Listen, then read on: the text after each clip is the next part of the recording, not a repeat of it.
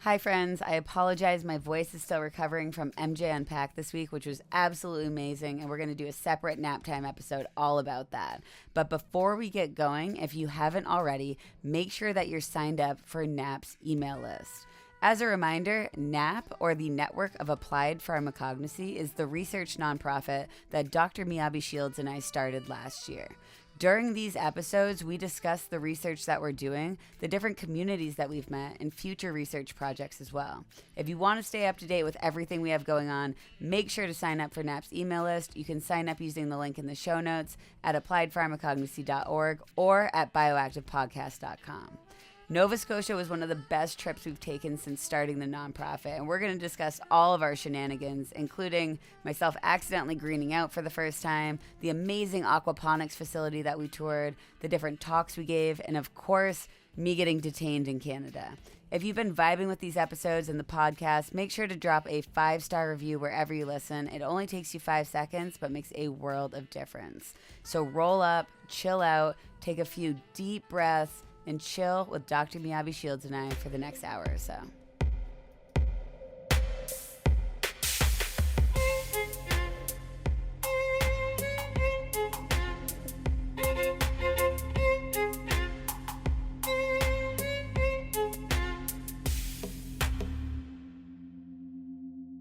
We need to have a dab bar. We need to get dab. Yeah, let's start it. Oh yeah, I need to open up the. We're having a whole separate meeting. You're starting. We're literally like, are we supposed to be doing something right now? And it's like, we're freaking just like planning our talking. August. Yeah. just planning our August trips, like starting another company casually deciding where we're gonna incorporate like the next fucking company. So I think it's interesting. Neurodivergent, it's just on my story, but like, I'm interested in this. I think that we are twice as likely to be self-employed than the average population so far. I answered that. So far it's like 20%. Okay. So that's far it's like twice as likely to be, twice as likely that we would be self-employed. But it like makes so much sense when you really think about it, because cannabis is probably one of the bigger accommodations that we need. Definitely. And the most stigmatized, probably. I was just gonna say that, and it's so outwardly clear, like how loud you are when you smell like smoke, and like, dude, just even like in that meeting, like, we won't be specific, but in that meeting, like, that guy clearly had disdain for like who cannabis we users are. Yes, yeah. Like us. But the only way he thought about cannabis as medicine was as in like pharmaceutical ingredient, like as single active compounds, not thinking about the actual plant or the flower. And we're so much more plant focused than like single molecule focused. I think the single molecules have value, but to say that they're the only option or that they're the better option, I think is so ignorant. Like, how about saying that nobody should be smoking and that everybody should be vaping? That is such a wild statement to make. Everyone should be, and we shouldn't even be studying it. Like, we should. Sir, you should be vaping. You need to be vaping right now. Sir, vape more, please, immediately. So you shut the fuck up. It's terrible. At least we were able to, like, I mean, I feel like it was somewhat reined in. I do think that it's nice that the overall industry feel is that there's scientists speaking up like way more now than before, and that feels awesome. It was awesome to feel that, and actually we can go right into it. It's awesome to feel that in Canada. So oh my gosh. Oh yeah, so the entire purpose of this nap time episode is to discuss our recent trip to Nova Scotia, Canada, where we had the absolute best time. The entire purpose of the trip was to give 2 different talks. The first one was to industry professionals, and the second one was to cannabis consumers. And it was all focused on our recent study that was essentially looking at cannabis and, well, it's actually just our baseline study that was looking at the cannabis population in general and what people are dosing, what products they are using. And we were talking about some of the preliminary data from that study. And it was received so well on both of the talks. And this is the first time that we've actually presented this in person in front of people and saw their like actual reactions to the data and the presentation, which is a little bit nerve-wracking for sure. And it really was such an uplifting experience because it was received so well, and people really didn't know what we were going to talk about, but they definitely left with a new perspective than what they came in with. I feel like it was so validating for us too, because when we have been seeing this data and we've been working with it, like we're so attached to our research and so attached, you become really passionate and also really obsessive over the things that you're interested in. And for some of these data points that we've been talking about for a long time, but the ones that, 91% of this data set consumed cannabis daily. 64% of people start consuming before noon. Like all of these super validating things that for us were like incredible to see reflected in others and documented in a way that is talking about it as a medical accommodation, really. And to see how bringing this information and framing it in a very specific way can then start conversations amongst our industry, and especially like an industry that's heavy in consumers. Like the first night that we did was an industry specific event, and Nova Scotia's craft industry, the Scotian Cannabis Alliance, their group, it was such an incredible experience. That whole thing was so great. It was it had academic focus, but then it also had the social consumption and networking part and afterwards. Everybody wanted to like share their craft with us. Like that was like the coolest part, is everyone's like, oh, I just grew this. You have to try it. You have to smoke it. Let me know what you think. And we had like this absolutely amazing, best of my life display of these craft cannabis flowers. That's just like the best bud that you can imagine, dried and cured. Even like the bud shape was just so amazing. It rolled up so nicely. It smoked so nicely. I think my favorite was the gastropub weed that we smoked on that last night, and that was so flavorful and rich, but also just being able to like compare and contrast that easily with high quality flower is something that I hadn't really experienced before. Okay, I felt like we freaking made it when we were looking at that table, and it was like, boom, look at all this flower, hand trimmed. All of it was hand trimmed. All hand trimmed. It's beautiful. You can really just get into the beauty of the structure, because it's not just kind of like stripping away things at random. But you rolled that gastropub joint. You rolled it fat.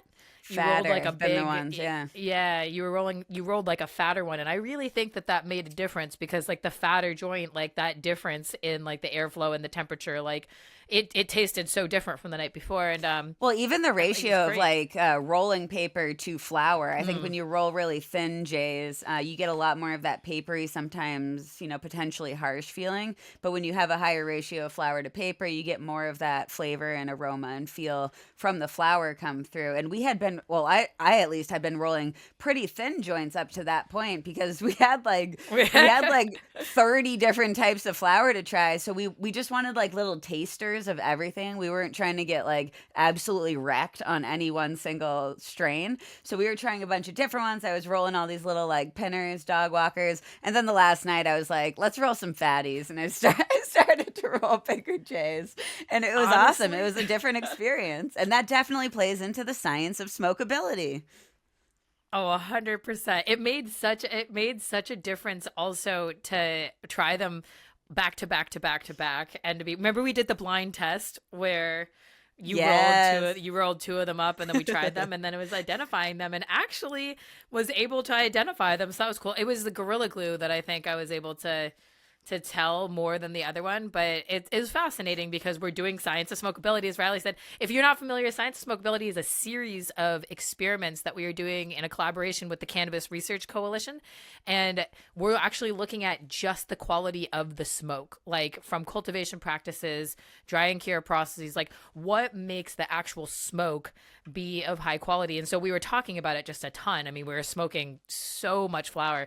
It was a great pre-practice into the science of smokability to like have all that variety and be able to roll these different ways and figure out like really what does feel good, what feels bad. And it was cool seeing how different people's palates pick up on different things. Like it seemed like Av, the person that we were staying with, was really good at picking up like on salts, or like if something hadn't been flushed properly. And that's not something that I'm super good at picking up, but you could tell he just by like looking at it and feeling it, he's like, I'm not gonna like that flower, and he didn't like that flower.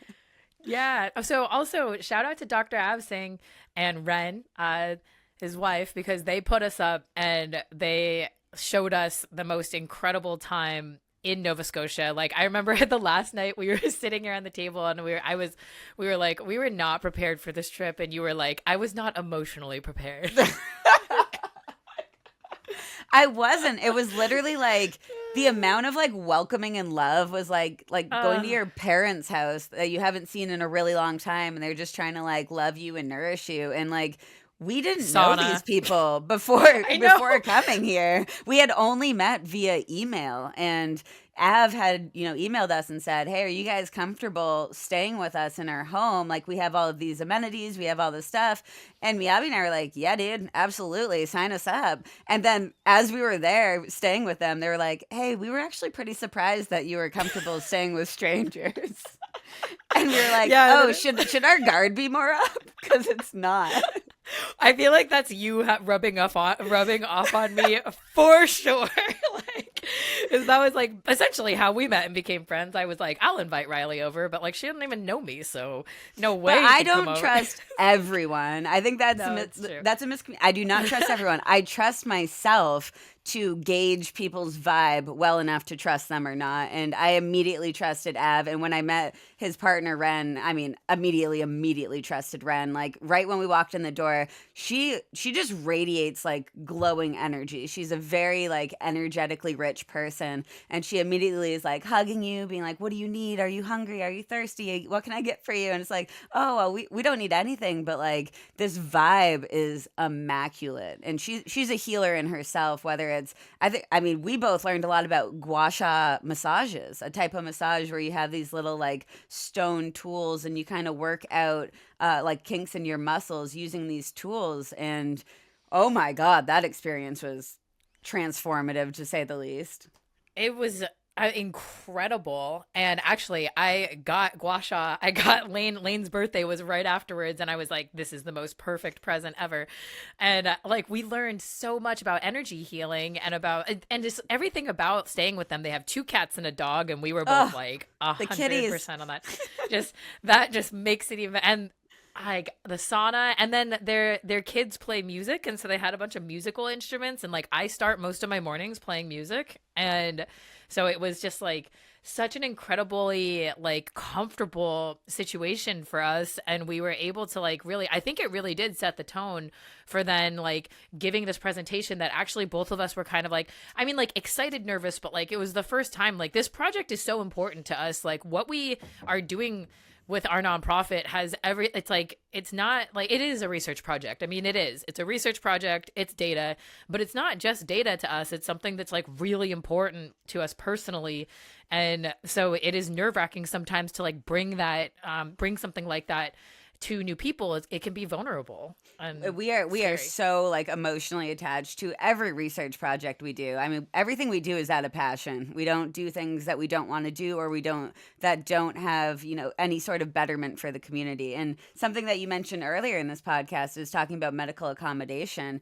And, that is absolutely a focus of the research, but also just like framing cannabis as medicine in general, just as medicine. And a lot of what we talked about is something like taking a tolerance break, and how, this is heavily encouraged in the cannabis industry because you're not supposed to be dependent on this medicine, right? Like you need to make sure that you can live your life without cannabis just as well as you can live it with it. And no other medicine is looked at like that. It's okay to be a bit dependent on cannabis. It is medicine. It is a wellness tool. It increases our quality of life. And the inherent shaming that we have for being daily consumers is unwarranted. And it's still based in that stigma and based in that propaganda that cannabis makes you lazy and stupid. It absolutely does not. And I think using our data as advocacy, showing that 91% of these 5,000 people that took this survey are daily consumers, that's a really powerful number, and we have a lot more powerful data too. But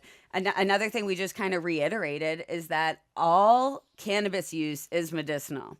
It all is medicinal. You are intaking a medicinal plant into your body. Whether you like it or not, you're taking in those medicinal compounds. You're decreasing inflammation. You're still going to get those medicinal benefits. Even if you identify as a recreational or adult use consumer, you still are consuming a medicinal plant, and you're still getting medicinal value out of that. Yeah, that we had so many conversations. Like, I'm just like, remember that one conversation. But so Av's background, his PhD is in pasture organic farming. And so we were having a lot of exchange over specifically like mine and Riley's area of expertise, which is like the pharmaceutical, the pharmaceutical lens of drug discovery. And we were, Av was asking me, he was saying that cannabis use can be prophylactic or preventative, and that in many ways, or at least that was the consideration. And I was like, I absolutely agree with that, and I think that that's something we should explain. Prophylactic meaning before, prophylactic and preventative, like you're using cannabis. A lot of daily consumers, for me, absolutely, like keeping my threshold lower. It's preventing me, it's making me less likely to have a flare the next day, maybe even the next day after that, right? Like there is definitely benefit to having some levels of tolerance, and that it's not for everyone necessarily, but for medical users, like especially daily consumers, it's clear that there is at least some aspect of it that is also preventative, like in addition to active. Absolutely. I also think it kind of set a bit of a precedence that we were like smoking joints 4 seconds before we gave this presentation. Like we like walked inside and then gave a banger presentation. Like I think it went so well. But again, I think a lot of people think that you consume cannabis like to end your day when you don't need to think anymore. And it's like, oh no, like my brain's not good at thinking unless I have cannabis in my body. Like that is allowing me to be creative and confident and be able to stand up here and talk like this. I want that to be a shirt. My brain is not good at thinking without cannabis. Wait, let's talk about Kirk. Dr. Riley Kirk, PhD. There was another great shirt idea that came from Nova Scotia. So after the industry talk, we're talking with a bunch of people and with different aspects of the industry, and we're sitting down talking. And this guy named Steve, I don't even know his last name, so don't worry about that. So I was talking to this guy named Steve, and he was like mind blown from this presentation. He's a relatively new cannabis user, so all of this is very new to him.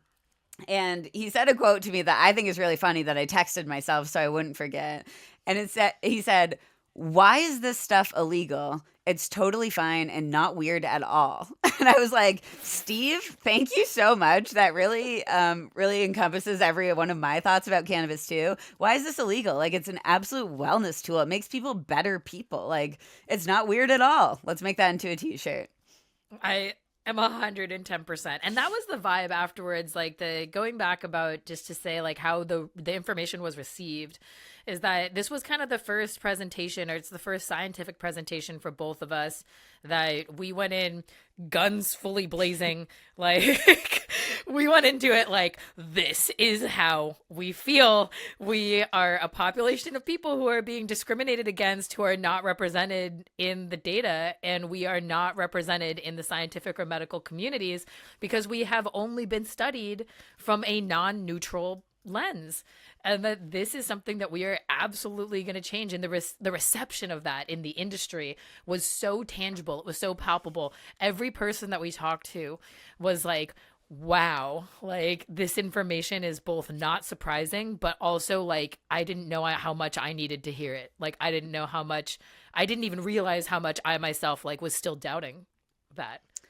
Oh, absolutely. And when you go to these industry events, I mean, almost everyone is neurodivergent. Maybe, well, we talked about this today, has weird brains one way or another. I don't agree that a lot of like the business marketing, like I've met a lot of people who maybe don't have necessarily weird brains that work in other sectors. But I think with cultivation, manufacturing, extraction, I think with those types of jobs, it really does attract people with weird brains, whether you call that a weird brain or neurodivergent, whatever it is. At that event, we met a lot of weird brains, which was so fun to talk to different people and see how they interpreted the presentation, how they want to communicate that, how they want to get involved. Like, it is cool to find that community. And oftentimes, like, this is never brought up. So it's never even conversed about. And it was clear that people were excited to have this opportunity to talk about the weird brains in the cannabis industry and the ways that the cannabis industry can help neurodivergent people and make people feel more safe and accommodating.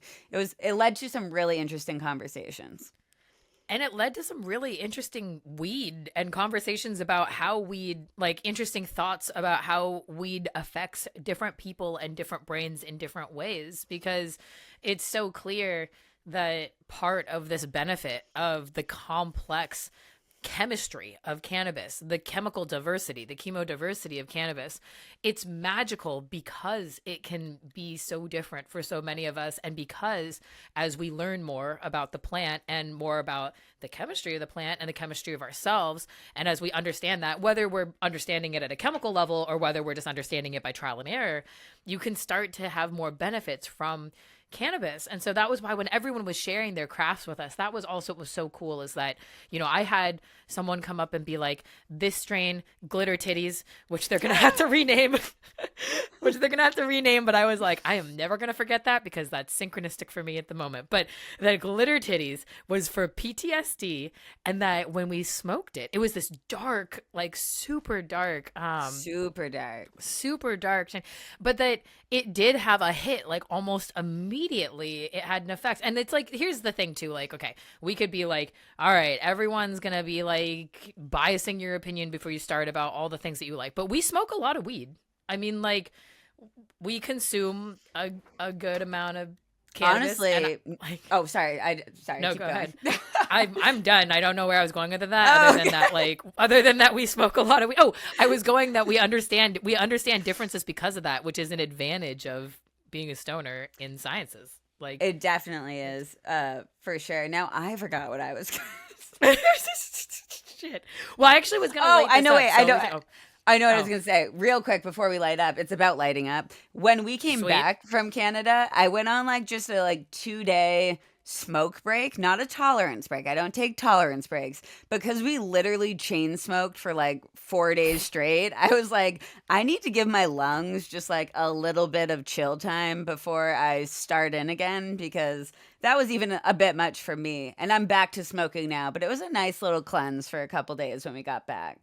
I want to shout out to the CBG Gurus because I'm smoking one of their CBG pre-rolls now. Which one are you smoking? Is it labeled which? Janet's G. Oh, you know what? Oh, I'm smoking Janet's G, but mine's the flower of Janet's G, also from the CBG Gurus. But I'm smoking it out of this gummy bear bong with some CBG bubble hash on top. Let's go. You put bubble hash on top? That's fucking sick. Of course. It's so cool looking.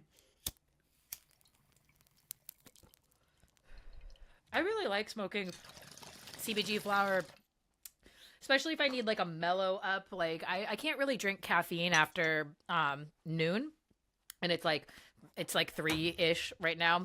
And so I can't really drink any caffeine after noon because I won't be able to sleep. But this is actually a nice, like, stimulating, or it's like semi-stimulating, or to me, that's what it feels like, but it's still like in a mellow space. I love mixing CBG and THC flower, but for right now, I'm just smoking CBG flower. And I mean, it is absolutely like calming. Like you get that same like blanket feeling. Like if you were to smoke a THC joint, bong, whatever, you still feel that immediate like blanket over you, but you don't feel that like secondary rush to your brain, which is feeling high, that you get from a lot of THC products. It's interesting, and it's different from CBD also. I mean, I think it's distinctively different from hemp. I very much so like CBG. Cannabigerol.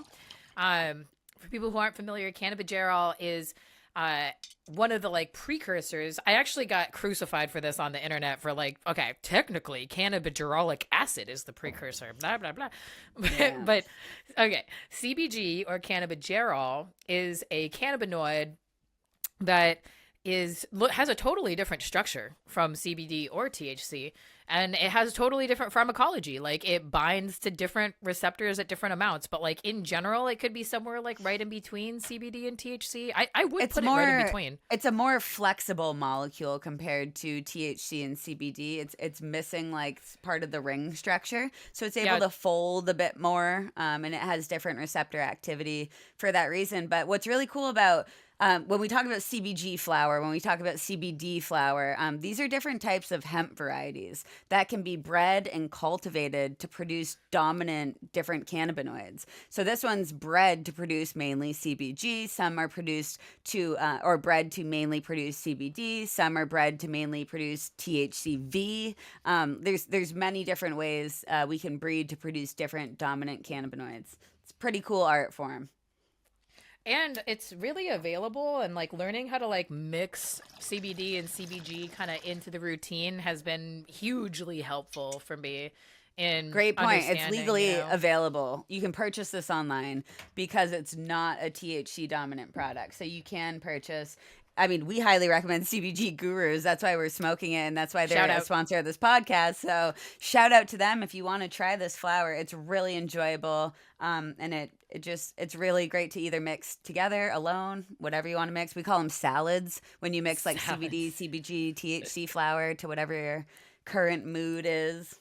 Yeah, the ratios too that I was saying, like people, when you start making your own ratios, like that neurodivergent cannabis survey where people were like writing back in their responses, like everyone has very specific things that work for them. And for people who are really consciously looking at their consumption, you can get pretty detailed into how you like to like mix your rolls. For a while, I was like only doing 40-40-20 blunts. Like they were the only blunts that I was smoking were always like of that blend of CBG, CBD, THC. And I think that it's like it adds a lot of variety to, and it's another anti-inflammatory molecule. And I mean, we talk about chemical diversity all the time and how there are advantages to that. And I really do think that there are unique advantages and benefits of chemical diversity, and that if we were to look back into like more natural medicines traditionally, like as they were before we cultivated them, like for specifically THC, if we're talking about cannabis, before we were cultivating it just for THC, that there is likely to have been more chemical diversity, that there's likely that these are things that, you know, and even the idea that we could now have these new versions of them that we're making into like a more potent medicine for a specific thing, like how CBG seems to help people a lot with focus.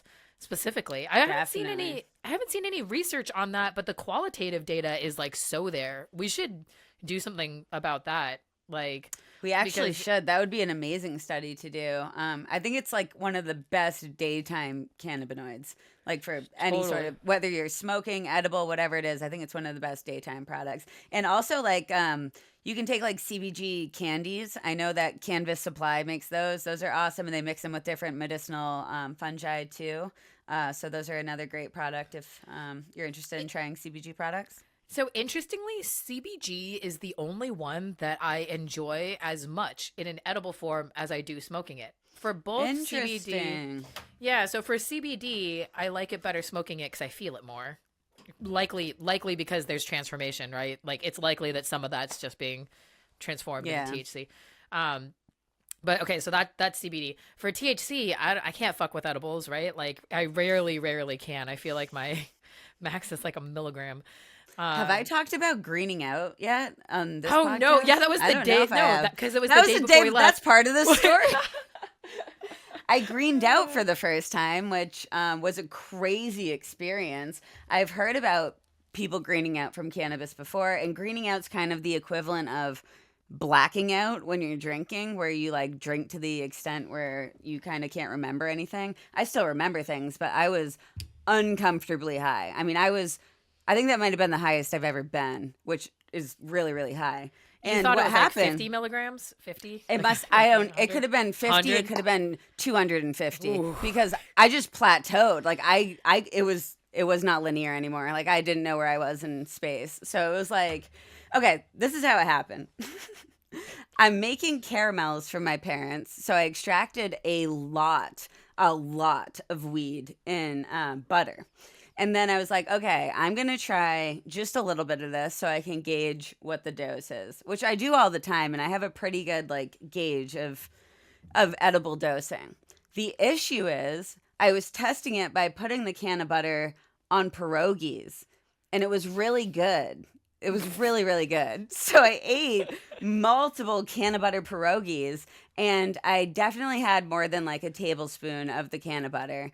And when people say like the edible hits you, like the edible knocked me off my feet. Like I was like stumbling as I was washing dishes, and I was like, whoa, what was that? And then I was like, I need to sit down. Like I'm getting dizzy. Like my world is spinning. I go to lay down, and I'm literally blasting off to outer space. It was almost a psychedelic experience. And then I literally started to get nauseous. Like I'm literally like, ooh, I don't feel so good. And I've heard about people getting sick from cannabis edibles before. Yeah. That's never happened to me. For me. me, it was like 100 milligrams or something. Yeah, I puked like crazy. I'm sure I was in that range because I was just like not feeling good. And by the way, I was supposed to be packing for Nova Scotia during this entire situation. So this is the night before we leave, and I'm supposed to be packing, and I'm on the couch having this full blown experience, and it was like a few hours, and then I texted Jake, and I was like, SOS, need water, like need help, assistance. Need fresh air, help.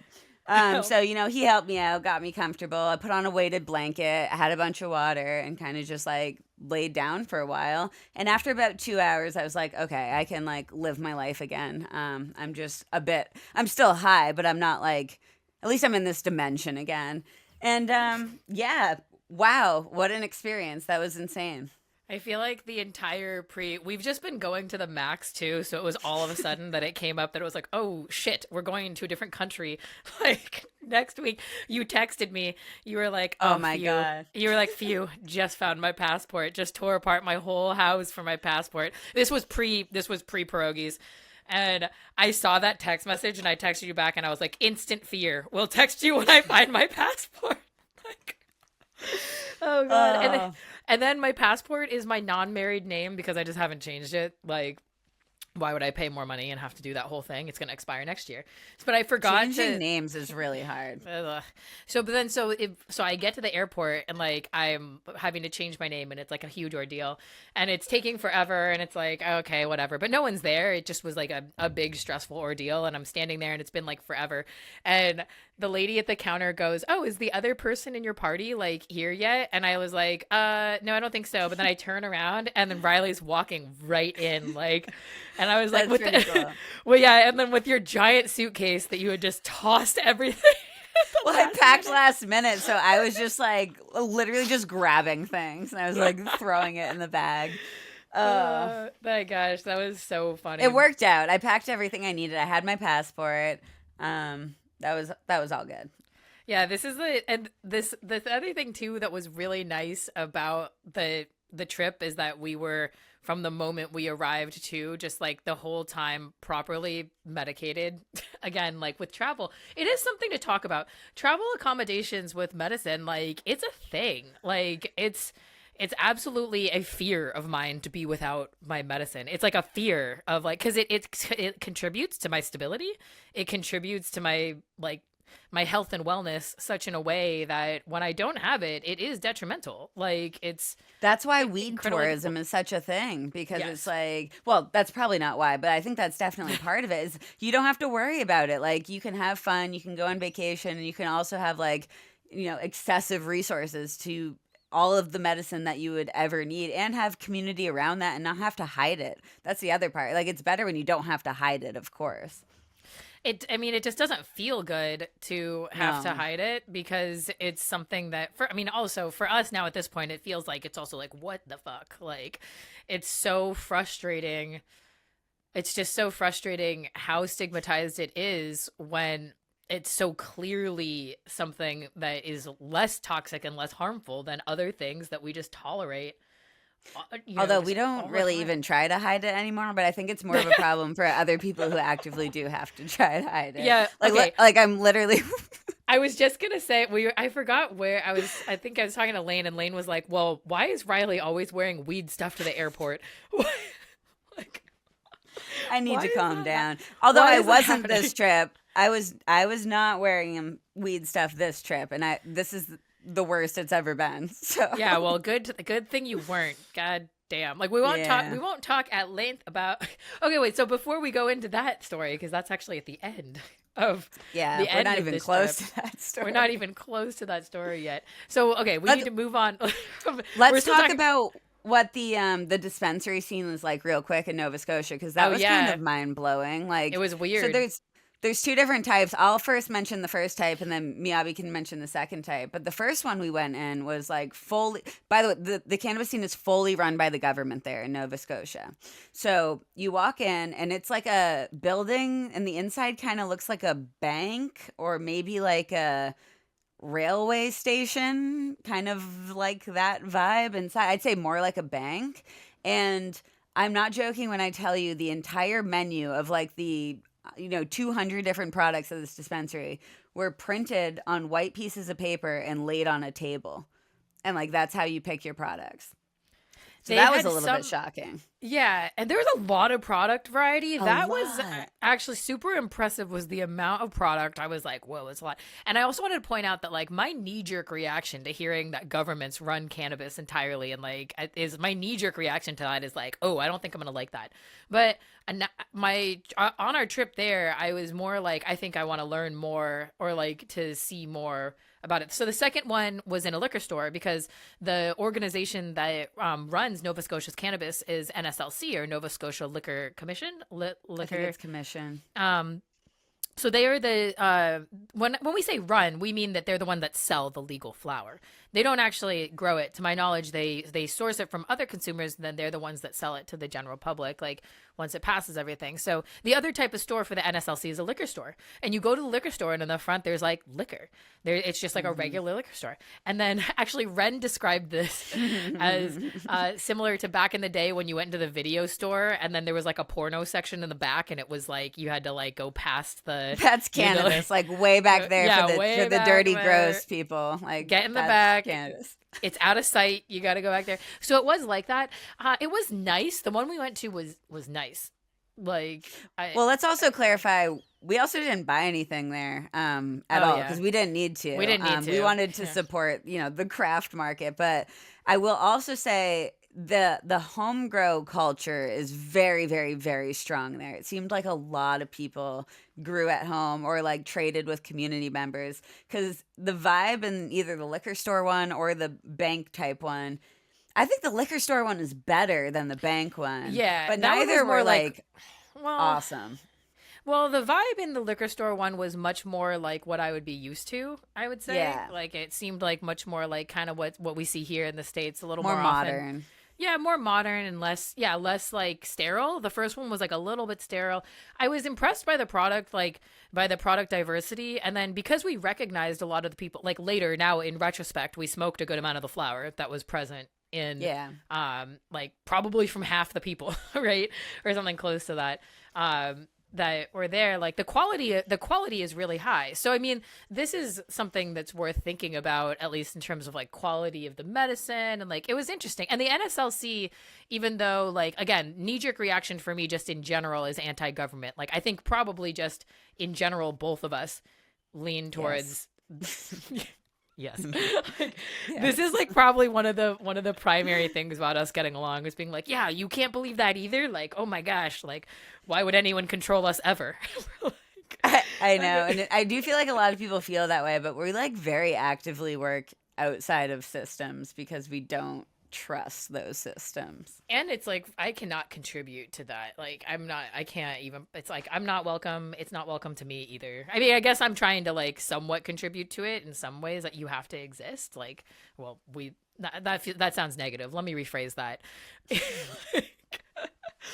I actually feel like let me go back and say that it's fine that we're existing outside the system, but that anarchy, that's the knee jerk about the government. But the NSLC supports the Scotian Cannabis Alliance. And they came to the event. They came to the event. That alone is so cool that they came to the event, yeah. And then they talked to us after, and it was like, I think for us that was really important to me, at least. Like I thought that was really cool, and I know to Av that was important too. Av is the member of the Scotian Cannabis Alliance that invited us there to talk.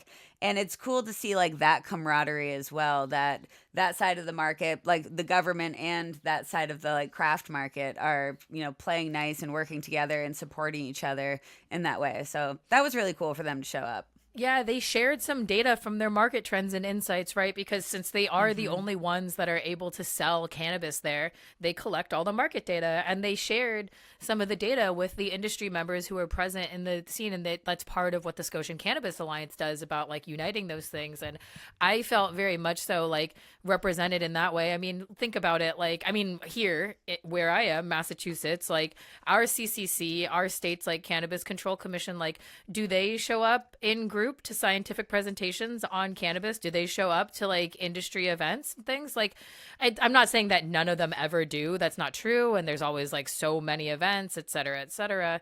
It's just like, I think it's like such a hard position like to be in government and cannabis. Like, I get it. Like, I do understand that it's like you're straddling a really difficult situation, because I mean, like, I would never want to do it, right? Like, I could not be palatable enough ever to interface, you know. That's a hard job. It's for sure.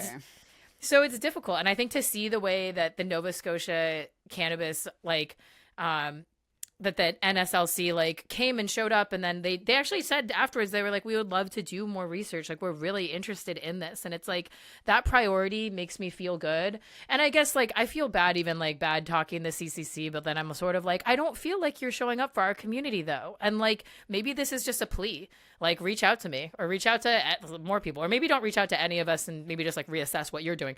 But like there's like it's hard, like it's hard because it doesn't feel like there is a sense of like engagement with the local industry or a sense of advocacy. How about this? The NSLC showed up to like an advocacy event for the local community of producers. Yeah, this was not an event that like helps them make money and helps them like, you know, expand whatever. It's like this event was just to learn more about the community and learn about what type of research is going on at a community level, and you know how they can learn from us, which was, you know, that support is amazing.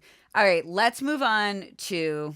Oh, do you have anything else to say on this subject before we move on? Nah, let's like. Okay. I think we have a lot more. I think we have a lot more to cover because we went to the freaking coolest facility on the edge of the water. Are we talking about Aqualitas? Yep. Okay, on the edge. So we get to this. So we drive out. We were like driving all over in the snow. Everywhere was like an hour drive away in a snowstorm. Like it was. And so we were also just having these like deep conversations. Like, yeah, I feel like the whole week was just like one long, super deep conversation. It was incredible, sporadically intermixed with like tons of social gatherings and then this tour. So we arrive and it's like on the edge of this, like it's like a bay of water. It's like a water, like a little peninsula, and it was just so awesome. And I mean, it was like rainy and stormy and a little bit gloomy, but for me, I'm kind of like, ooh, we're on the ocean, and that's a vibe. And like, it was a vibe. It was called Aqualitas, and it was a aquaponics grow operation. So that means that they're using fish. They're actually using fish poop as a source of like nitrogen fertilizer for their cannabis plants.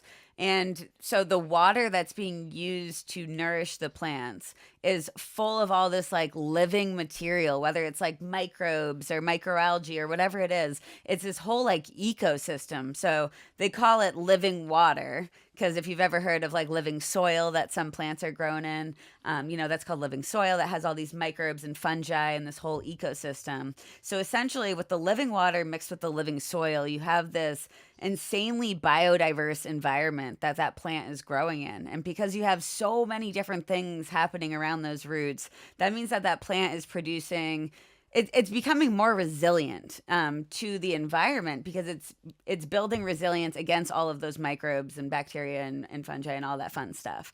So we learned this later on, but this grow operation specifically had the least amount of like pathogen fails on their flower. And it's very likely because they have such a biodiverse environment and these plants are so resilient that they're able to withstand that.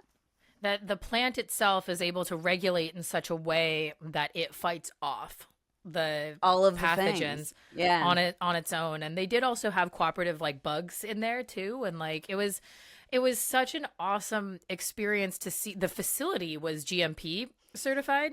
And another thing that was really fascinating to me was international sale. Let's just say, okay, we maybe edited something out. Okay. We edited out something we weren't supposed to say.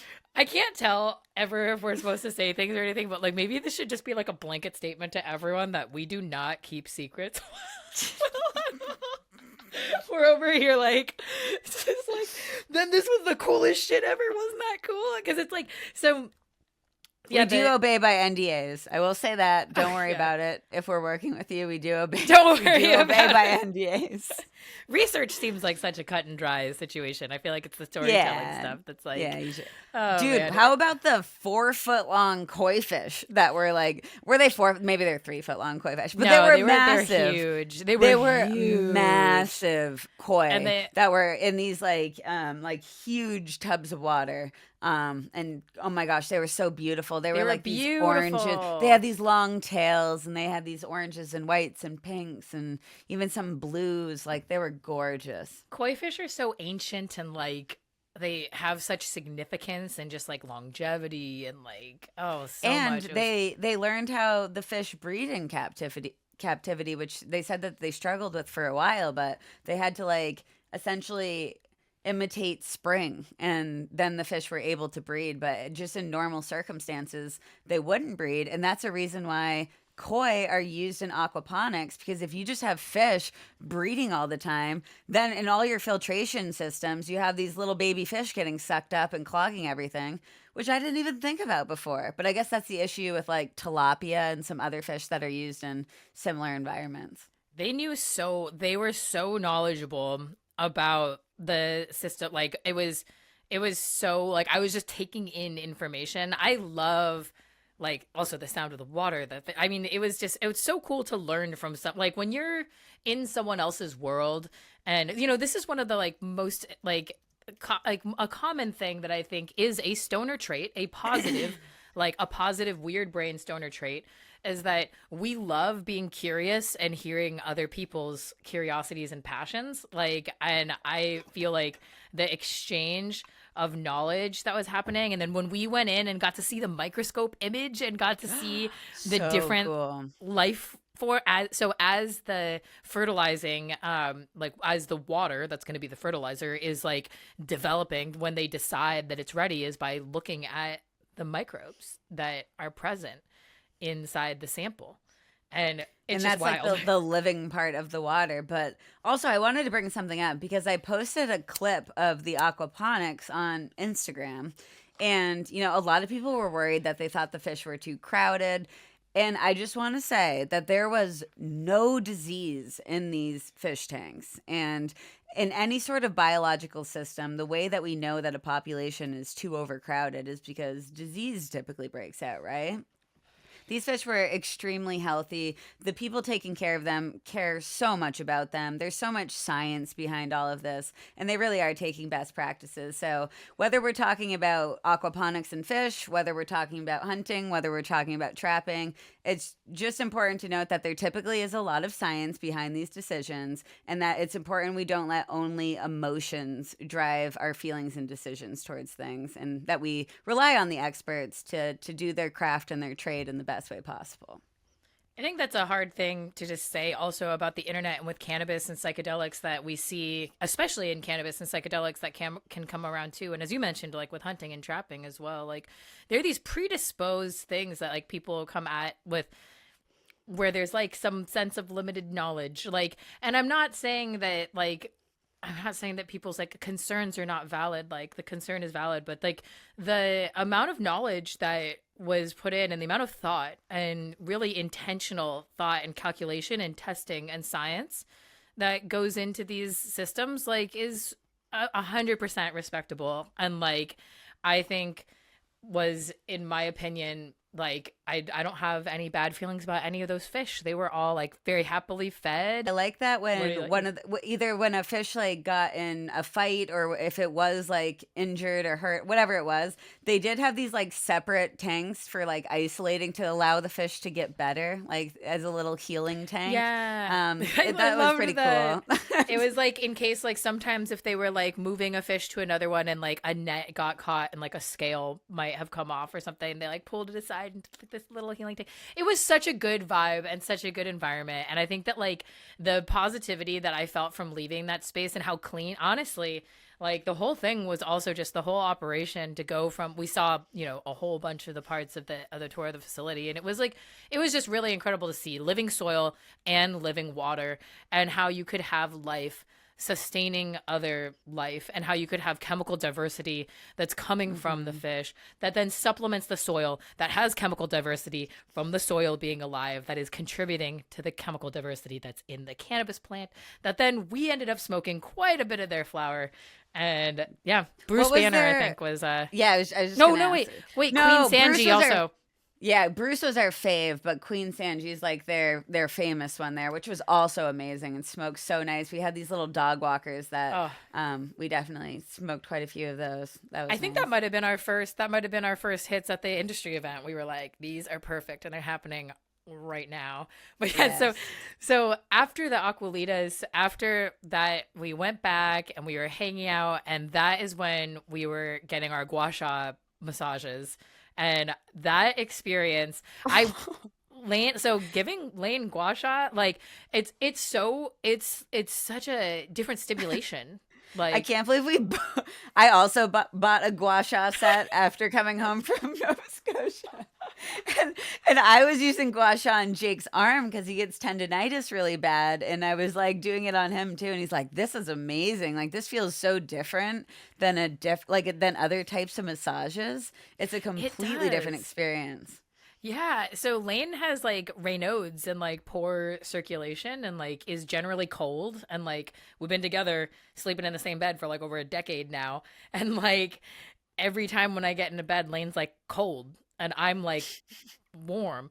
But no, I'm serious. This is insane. Like the last few days, it's like I get in bed and there's like a little toaster in bed. Like it's crazy. That's crazy. It's crazy. Like it's so different, and it's fascinating because after Ren was telling us so much about it, it's like the fascia beneath the skin and like the different type of stimulation and movement, and there's all these different aspects. And gua sha comes from Chinese medicine, and that it's preventative as well. Or I would argue that, I mean, there's all sorts, like, but people, I think Ren was discussing that it's done in a preventative manner, that it's done more of like as a maintenance thing, as like something that you don't necessarily like not necessarily like having like a big treatment, but it's just something that's like a typical thing that you would do. And there's all these other aspects of our lives that we could make medicinal in that way. And it was just the sauna too. That's kind of another like medicinal wellness tool. And I don't usually do well in heat. I'm someone who does pass out quite easily. So I'm always like very skeptical while I'm in heat, whether it's a hot tub or a sauna or whatever that is.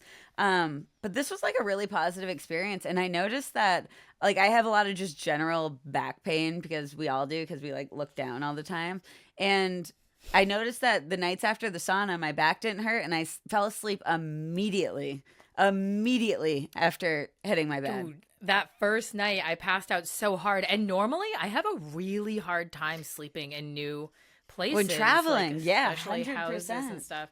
So I mean, it was just such an experience, and it was this whole wellness, like really when we were saying, like when you were like, I wasn't emotionally prepared, like I was not, it was like, that's how we felt though, because at the end of the week, it was like the amount of healing and the different types of healing. Food is healing. We got to meet family and friends, and like, you know, we got to watch like animals a beautiful film. are healing. Yes. Animals are healing, petting their cats, and like they had a long-haired cat and a short-haired cat and a cute little dog too.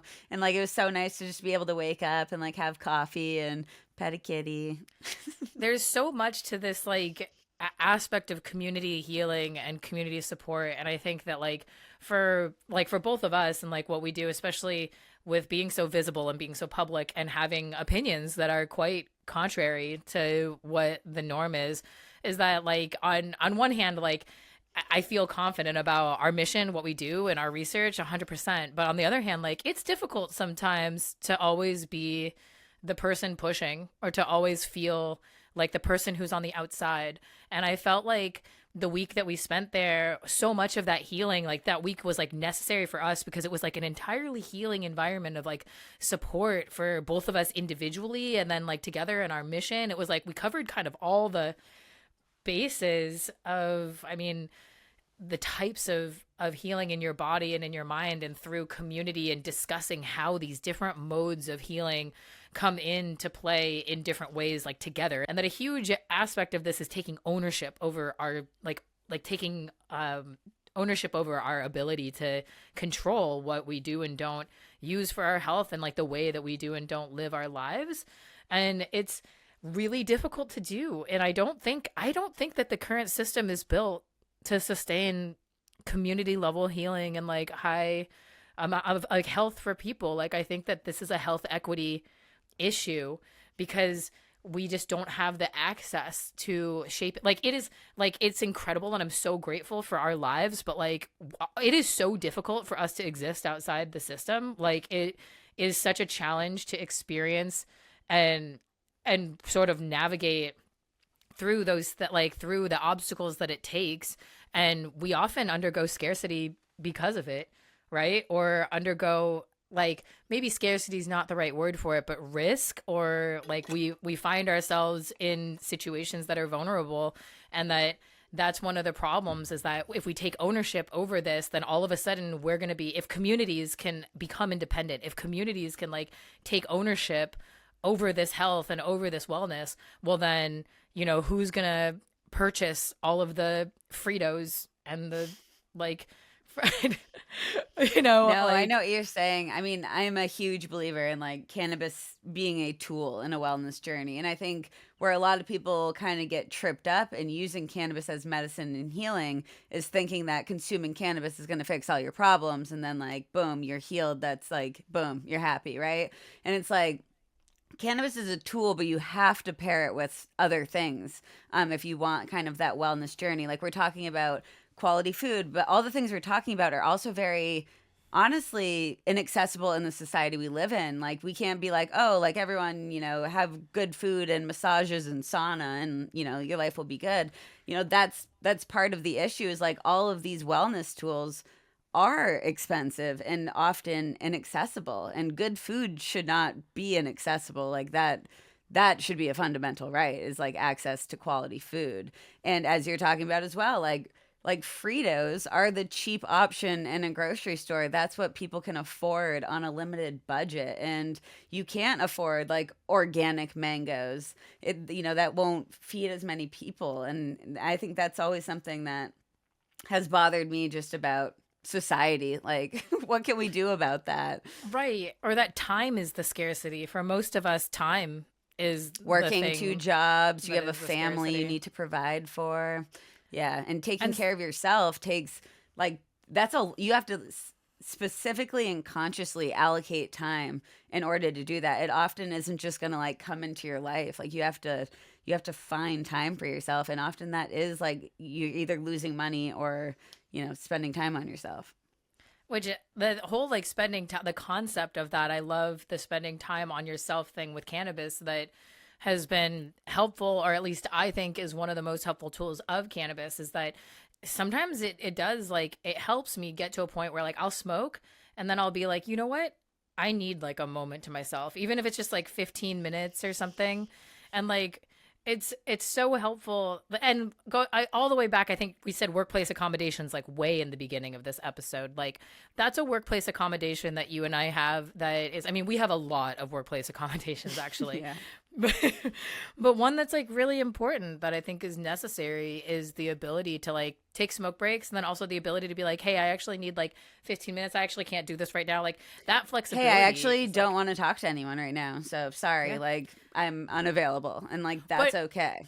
Imagine if like you forced yourself to like be in a situation where you're always forced to interact no matter what. And then it's like, of course that's going to go poorly if there's a situation where you're not in the space to be able to interact with people or And take you're in so right information. about smoke breaks, like being that time to like just chill out and take a second, because Yep. I know I've mentioned this before on one of the podcasts, is like I think part of like the process of why we enjoy smoking joints so much, and like why it is specifically kind of meditative, is because you are taking these like long, deep breaths, and you are slowing down in that way, and you're controlling your breathing. And that's a lot of meditative practice is breath work.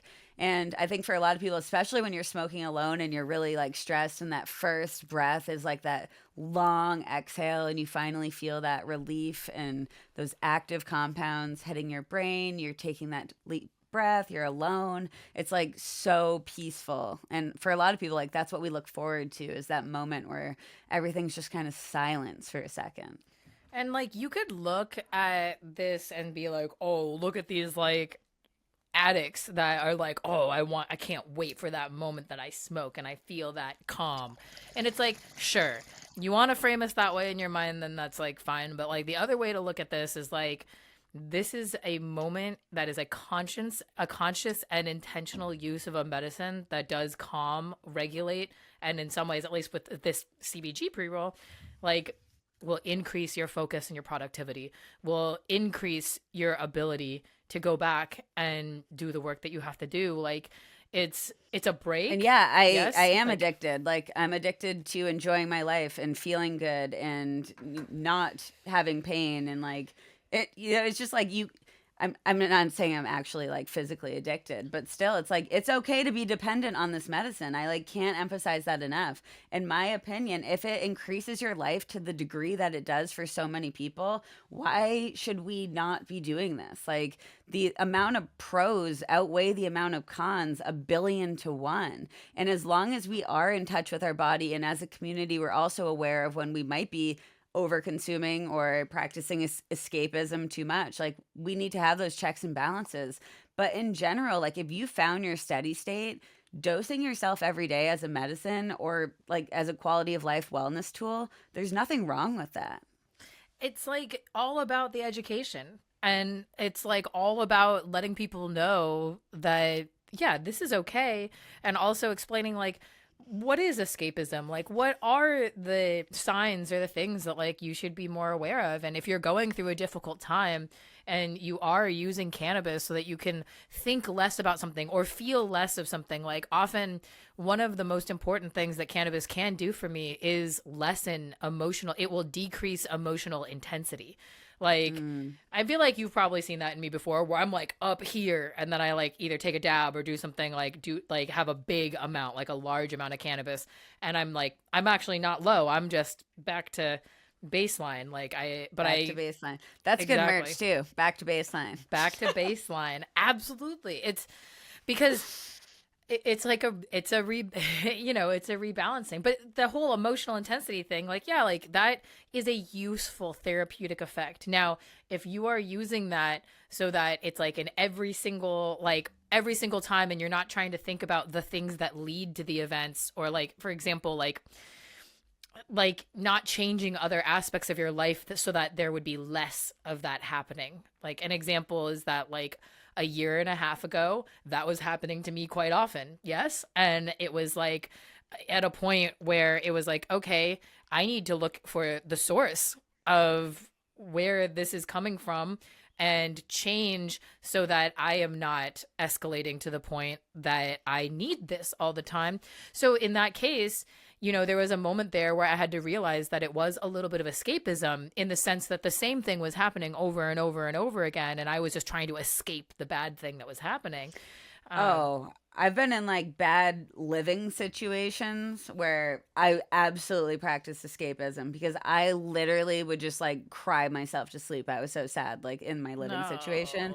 And it's like, well, you can't fall asleep unless you use cannabis. So then I just used a ton of cannabis and was able to fall asleep. But like, yeah, it's just, I mean, again, short term, absolutely okay. But like, you can't do it for your whole life, right? Like that's, you gotta at least have like a time period where that's okay, and then practice moving on. And as we're talking about, like as a community, as stoner friendships, like that's something that we should be aware of with our stoner friends, and like just kind of keep each other in check and ask each other like, oh, how's your tolerance? You can take a tolerance break, like just by lowering your tolerance or using more CBD, CBG flower, less THC flower. You don't have to go cold turkey. You can just, again, play with those different salad mixtures to find whatever level, you want to be at. Also, I'm probably on a tolerance break relative to last week. Relative to last week, me too. Oh man, I actually feel great. I'm like pretty low key stimulated. It's a weird mix of like having more energy but feeling super chill.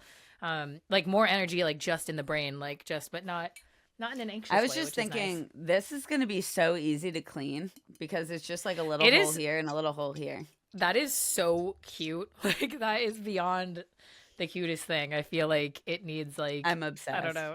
I don't know if I ever described this to name. the podcast listeners, not the YouTube watchers, but this is a green teddy bear shaped bong that you like pull out of its ear. It's just adorable. It's from Hemper. It's awesome. Oh man. Also, where are we at in Nova Scotia right now? So we just talked about we got Aqualitas. massages. Oh, we didn't do that. So then we did. Okay, we went and did our general public event, and it was like a full blown snowstorm, like outside. That was crazy. But the general public talk was at a university. It was at Dalhousie University in Halifax, and it was crazy when we walked in there. Like the big, like that whole room was so nice, and then to see it like embracing medical cannabis through pharmacology, like it was really cool. And that was cool. That was the more public. Our whole talk's available on our YouTube channel that we're just getting going. We literally just started it, but I'll link that in the show notes. It's Nap's YouTube channel. We're gonna put our vlogs there too.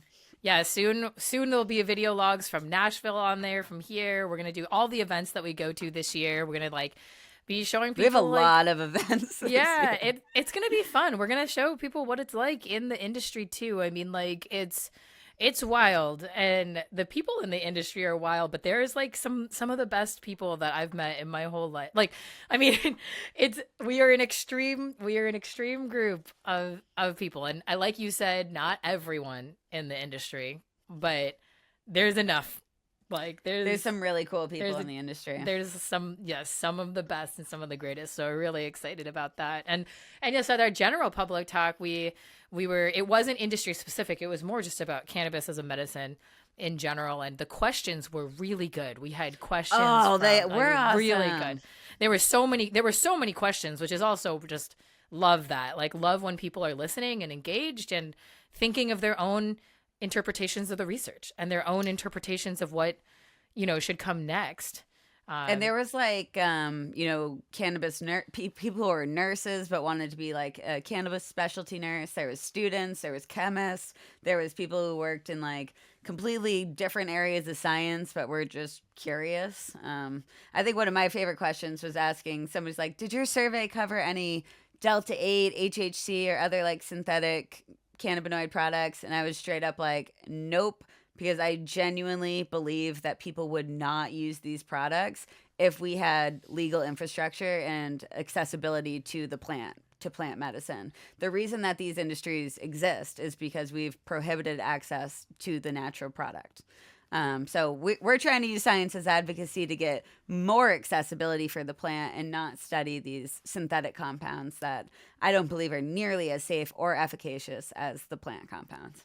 And they're just not regulated. So that's just like the other step that's like a confusing thing for me when we talk about the legality of cannabis, and that when people are like so worried about what's going to happen when you legalize cannabis, and it's like actually it becomes like more regulated and safer just in general. Like there's way more testing that's happening. There's tracking that occurs like all the way from when the clones are like, I forget what size they are before they have to get individually tagged. It's probably different in every state.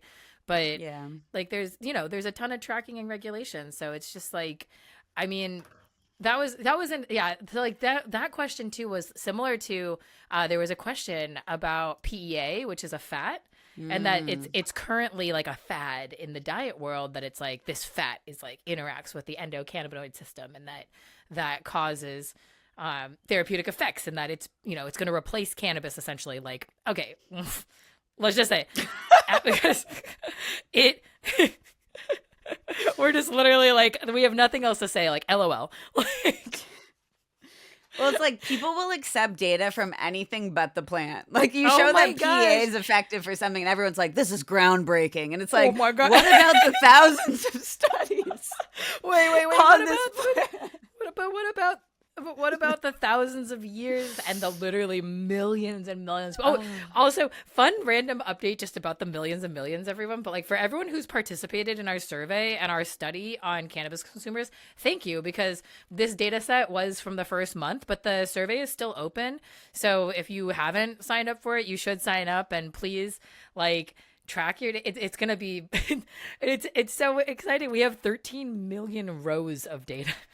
Over 13 million we have a data scientist working on this. It's actually not going to be us in Excel this time. So I don't think Excel's going to open it. I think Tyler was like, don't try and open it. Like it's going to absolutely murder your computers. And like, there's like, you're not going to be able to do it. And like, but it's like okay. So going back to the questions though, about the PEA and about the data set, this all ties in because our data, even when the general public, it started so many questions about, and I loved how so many of the questions were actually surrounding what do we prioritize in research? Like so many of the questions, I love that because that means that what we brought forward and the ideas that we sparked in this population was the question of, wow, how have we been framing medicine, period?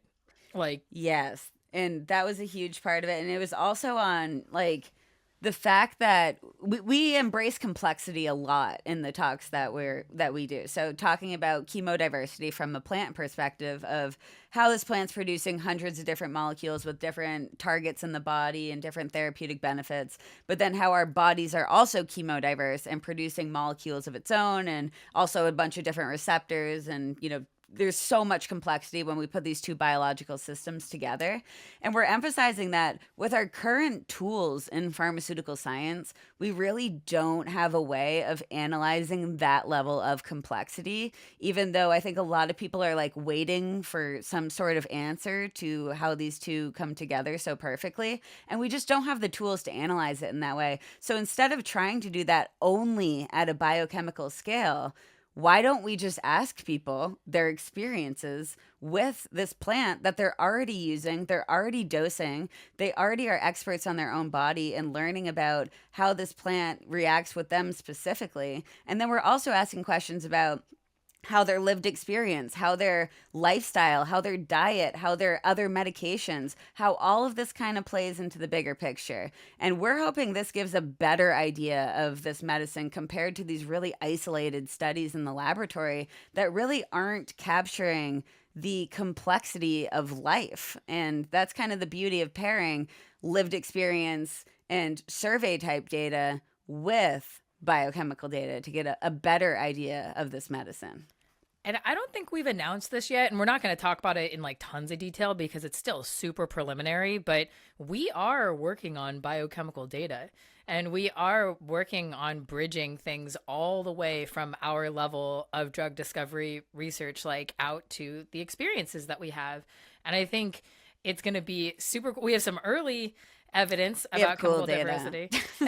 I mean, just in general, I feel like our data sets are cool. That we're so biased though, because we're like, oh, it's cool because it's relevant, right? And it's like other people are like, that's not relevant at all. And it's just this disconnect that is, what is relevant research and what is important. And yeah, my takeaway from both talks and actually all of Nova Scotia that was just great is that I was reinvigorated and then personally healed and emotionally felt seen and healed in ways that it was like reinvigorating that the way that we feel about this data is sparking the same questions that we have in other people and is also starting conversations that have been long awaited in the industry. I mean, so many people at both talks actually afterwards at both talks, like, the resounding thing was like, wow, I've never seen something like this be represented like this. And I had a few people came up to me and were saying things like I can't believe like this is, I've always known, I've always known, but to see it be represented this way, and also to see that we're willing to stand up there and say that smoking joints both before and afterwards, right? Like, it's, yeah. I mean, not just willing, we want to.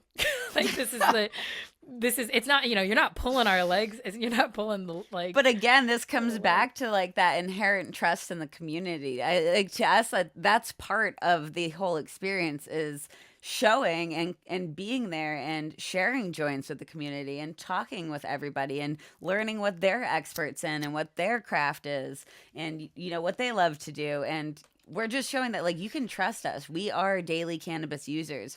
We consume a lot of cannabis. It's part of our lifestyle. It's part of our wellness. It's part of who we are. And we're here to represent this community specifically. It's not us versus you. It's just like us all together communicating. And that's like so much more powerful, I think, coming from someone within compared to like somebody from the outside coming in. And we were from America coming to Canada. So we're already from the outside.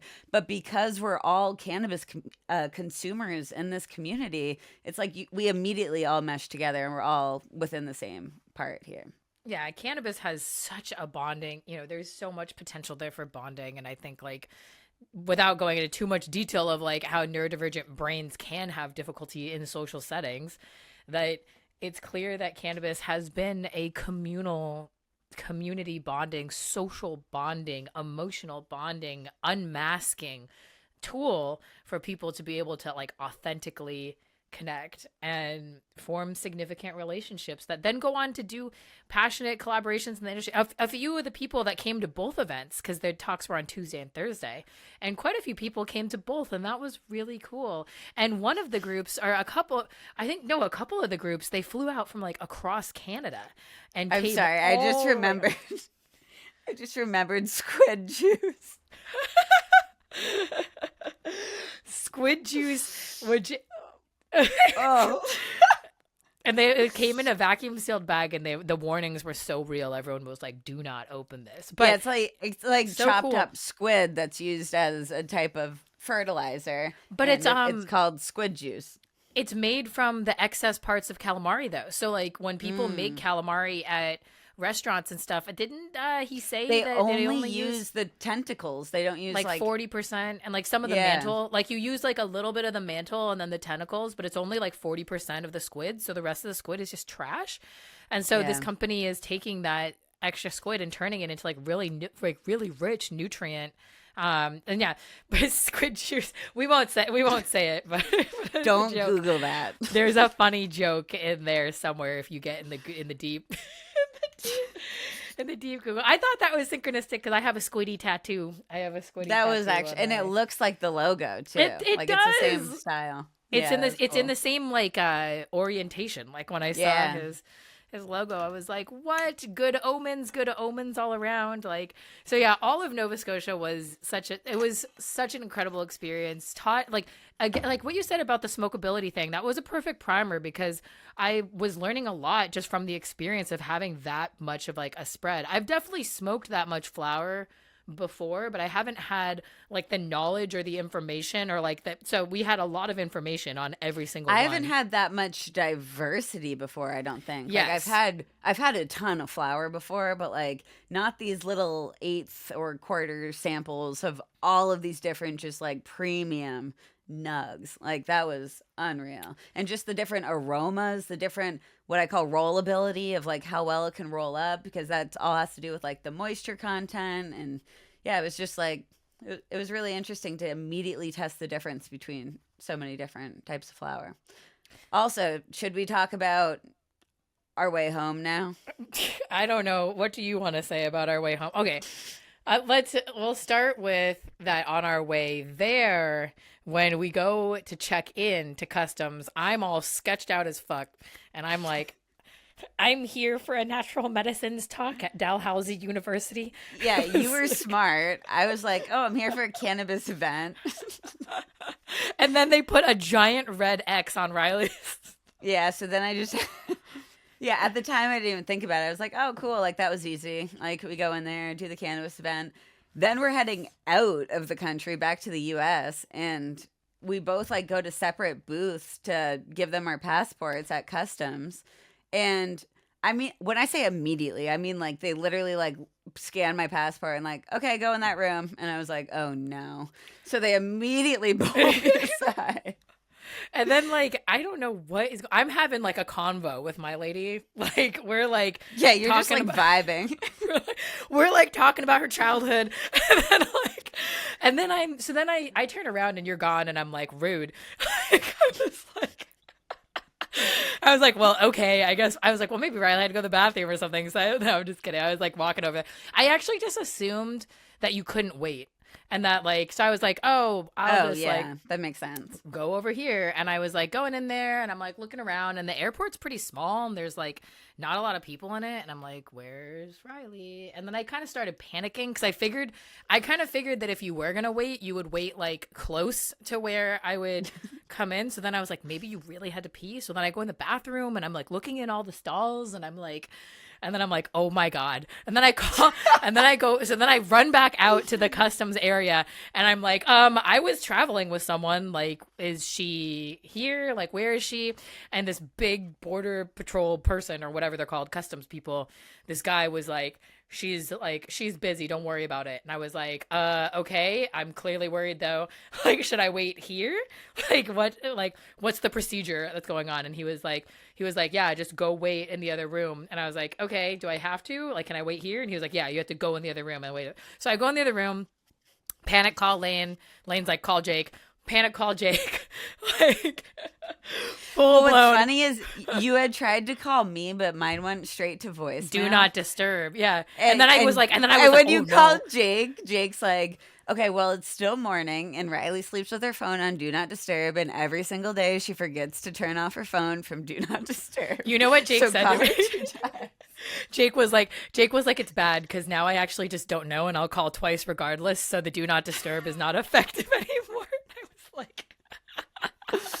But so I did call you twice and then you picked up and I was like, where are you? I was like, where are you? And you were like, I'm in a waiting room. Yeah, I was in like the detainment room. I was alone. There was nobody else in there. And then eventually another couple comes in. And by the way, I was in there for like an hour probably. It was like a really long time. Maybe more. I had a full breakdown in the time period. Like I was like morning the worst part is another couple comes in and they're only waiting for about 10 minutes. And then they take them into the other room. And one of the guys was not allowed to leave the country. Like, he was pulled. And I was like, oh, my God, I'm next. Like, this is 100% what's about to happen to me. But the funniest thing was, I was talking to Lane and I was like, I do not know what to do about my panic. I'm about to fucking freak out. Like, I was like crying and I was like, I'm about to trip out in a public space. And like, I'm totally alone. And I'm also like, where's Riley? But then I know where you are and it is not good. And so I was like, I know what I'll do. I'll do a live and I'll see if anyone in the industry has been to Canada before. Like, what's the situation? Like, I'm just gonna like say what's going on and be like, I'm fucking tripping out. Like, what the fuck? Like, good thing I knew we like and whatever. Just like, still though, who knows what was like. Sometimes things happen and like. I'm sorry, I can't believe you went live. I was like, someone help me. I am literally in a panic. Someone explained to me, like, if this has ever happened to you ever before. I actually remember Devin in Nashville at Canvas that was actually something I was, like, thinking of and it was a little bit early to text her, but I was thinking about how she said that this happens to them all the time. So I was like, I'm wondering if there's, like, any situation. But yeah, then Riley's in the waiting room and comes to my live. I was on my phone, which I later found out I was not supposed to be on my phone. Like, there's a huge sign that says no cell phones. But I was on my phone anyway. And I see it says, like, Miyabe PhD is live. And I'm like, oh, no way. So I click it. And it was so funny because I pop in and, like, 8 people are like, Riley! Oh, my God. I know, because all of us were like, oh, my God. Like... It was so funny. But I am not gonna lie, like the relief. I was sitting in these chairs that like face the entryway from where the customs come, like from where you were coming in. Like I did not know. Like I was like, I'm gonna stay here Like, I'm gonna also stay Good in thing we Canada. showed up early, by the Like, way. Like, yeah, good thing we showed no. up 3 hours early. We needed that time. Oh my god! But yeah, so then it's like the other thing that's so anyway. If there's so much about it that's fucked up, but like we decided that we no longer are gonna put ourselves on the same travel documents ever again. Wait, like, there's even more to this story. Oh, Like, yeah. we're not even the whole Oh, time I was God. waiting, they were looking through my suitcase, my checked bag. So they were like going through everything, which is also hilarious because I brought so many things and I also packed at 2 a.m. the night before. It was like I had to sit on the bag to close it. And I'm sure they opened it and it just went poof. But so they went through all of that. They confiscated my bath bombs, which was a little rude, but they didn't find anything in that bag. So then before they could release me, they had to go through all of my stuff that I had like with me on board after I already went through TSA. So they literally like in front of me went through I shouldn't say every single thing because they did not go through single thing, almost every single thing. For legal purposes, I'm not going to say if I did or did not have anything on me or what it was because Everything we say is entertainment based and fiction. We didn't even go to Canada. Right, correct. Yes. So anyway, I don't get nervous very often. I was sweating. I was scared. Dude, and then we were like I feel like you were like, I'm totally fine. And I was like, okay, are you? Well, I also, all my texts, I was purposely like, I'm good. Yeah, don't worry. I'm not worried at all. Like, I have nothing on me. I'm good. Like, because I didn't know they were going to check my phone either. So I was like, Could you imagine? You're like, get the fuck out. Like, oh my God. No, but that utter relief. And then, yeah, we're not going to. I think it's just fucked up to have to think about, to consider. It's like, there's nothing wrong about giving a talk about cannabis and the cannabis industry. Like, it's legal both where we are landing and where we were flying from. And in both, like, it's medical. And I think it's a problem that I, one, obviously said that I was going for a cannabis related thing. But two, I'm also, like, I have a hemp license. So I'm also, like, in the federal system as a cultivator of hemp. And Jake believes that's also a reason that I get flagged is for that. But yeah, because Jake's also like constantly like, stop being so proud, blend in. And I'm like, okay, I'm trying. And then it's like, are you trying though? No, I'm not trying. I don't think that we could blend in if we tried. I think, we always say this. I said this, so it's funny when we were with Av and Ren too, that there's probably an alternate universe out there where you did end up in California and I stayed in California and we ended up meeting and becoming ultra radical still. Like, yeah. in that setting, but I'm ultra radical with academic people. Like, I almost did a postdoc in Cali. That was almost how I ended up in Cali, but I almost just stayed and like, yeah, probably would have just like continued along. But yeah, no, I mean, I'm way happier with this timeline. Yeah, I'm good. Like, I feel like, and if I were to sum up, if we're ready to like surmise the situation of both like going to Nashville and going to Nova Scotia and like both presenting, like, in Nashville, we did podcasts that were very specific to like our passions personally, and then together on how our passions together like came together to be the focus of our nonprofit and the research that our nonprofit is doing. And it shows in our collaborations too. The summation of both that and then Nova Scotia, which was bringing the information from the data from that like back to the general public and meeting a new culture and community and seeing how that was received, like. It was so, I don't know, I don't even have a word to describe how I'm feeling about it. It's a big feeling. I have a big feeling about it. Like, it's a huge. Me too. It's like it's literally the feeling of like love and community, which is like a huge feeling, especially at that scale of the support and like encouragement. It really does feel good. And also just like, thank you to Ev, thank you to Ren, if you guys are listening to this. It was, just an amazing experience. And thank you for like cultivating that entire experience for us and just making us feel at home and so welcome. That was such a beautiful experience, and we hope we just continue to do this year. This year's like kind of huge for us, kind of touring the U.S., doing different things, giving different talks, and meeting different communities. We're doing like a large scale push for this type of research, and also gathering the feedback from everyone about what do you think about what we've done so far, and like what is your input on where we should go in the future, because so much of this is about bringing what all of us think is important to the light. And actually, we all have a lot in common of what we think is important, because like one of the main questions that came up that I thought was like, it comes up almost every talk that we give, has to do with the female reproductive system and how hormones and the endocrine system are involved in how cannabis feels and the effects of cannabis. And like the answer to that is that we need way more research on it. The answer to a lot of these questions. Yeah, and women are understudied. Cannabis is understudied. LGBTQ communities understudied. And that's where we want to focus our research. Neurodiversity is understudied.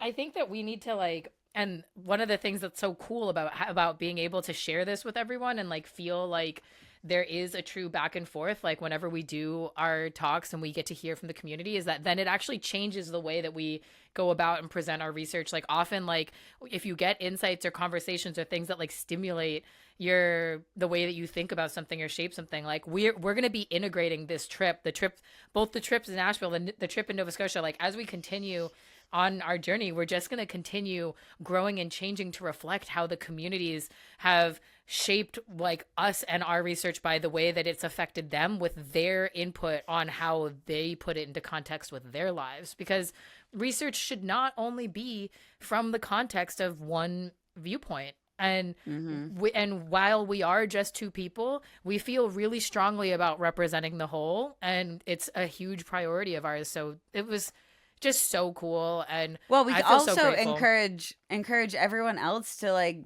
follow your dreams and do research too, especially like researchers. If you do feel siloed, like you can break apart and you can do cool research that maybe isn't super in line with what you were trained to be the only way to conduct research. So even if it's not like our data, like, you know, hopefully we can just encourage people to break out of the norm and do what you're passionate about. Also, I think we should wrap up this episode. We're about an hour and a half in, and I think this has been an awesome conversation. I'm glad we did this before we just forgot about all the little details. Before I went on vacation. Well, that'll be cool. Thanks everyone for listening to our nap times. I love that we're gonna have these to look back on. These are like journal entries. I think that's the coolest part. It's cool. And they're gonna be here like forever. Like we can be old and look back and be like, oh my god, that was crazy when Ren gua shot us and then we immediately bought gua shas. I might go do that right now, actually. That's a vibe. But hey, sounds good. Thanks for listening. Thanks for coming on, Miyabe, and we'll catch everyone next time. Mad love. Peace, love, 420.